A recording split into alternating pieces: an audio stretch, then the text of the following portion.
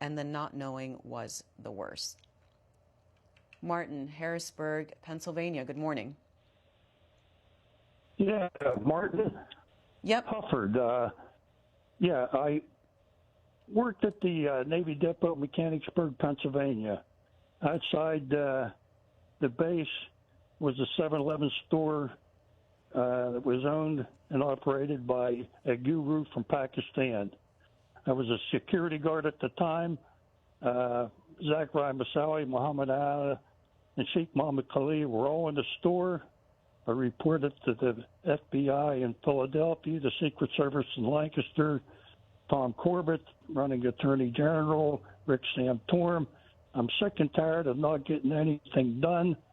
My full name, your listeners, please record this. My full name is Martin Hufford, Hufford. My phone number is 717-562.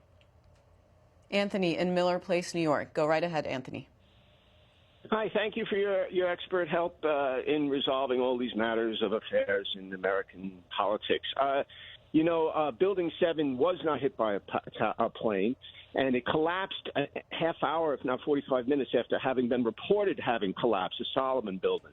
And the news reporters in England had been reporting it at the same time that it collapsed behind a news reporter. It was a live feed from London, and they couldn't explain what the building was that was free-falling behind the woman in the newscast because they had already reported a half hour, 45 minutes earlier that the building had fallen.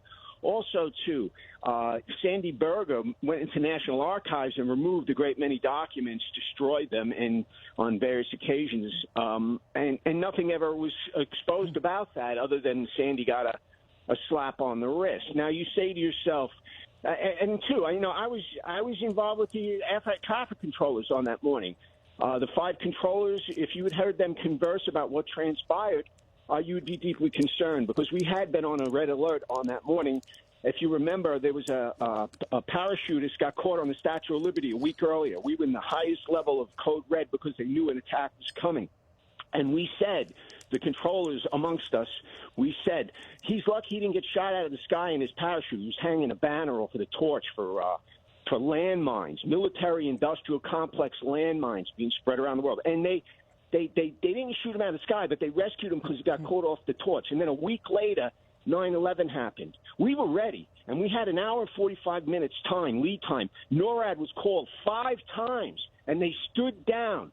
Someone in Dick Cheney, Bush's administration, had their finger.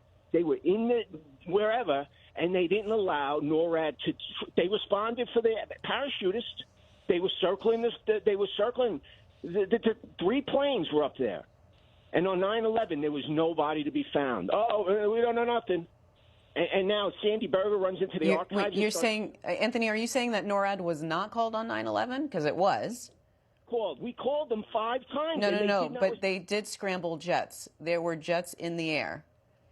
If we are under attack, and I call NORAD for a response, they respond.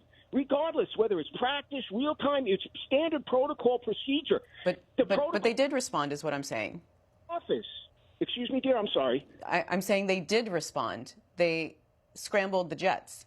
45 minutes later, they could have responded earlier, but they didn't because the air traffic controller on duty had picked up on it. The cockpit transponder was turned off before the tires left the runway, and the air traffic controller that was handling the first flight called his supervisors. He called NORAD. He called them. He's watching the scope. He sees they're not responding, and he says, "What's going on, guys? Where are you?" And the girl he spoke to said, "Well, we got to find out. She don't know."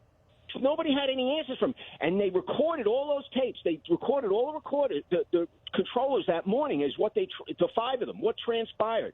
Because they knew that they would not be able to be coming back to work the next morning because of their stress levels. Their union requires that they take a few days off, mandated, get counseling, blah, blah, blah, because of an accident. And that's another protocol in aviation. So the supervisor recorded them all on tape. And then after they were told to save that evidence, and 7 months later they destroyed the evidence, the supervisor ripped up all the tapes. He shredded them. He burned some of them, and he flushed some of them, and he threw some in the trash. And just to be clear, Anthony, you are an air traffic controller?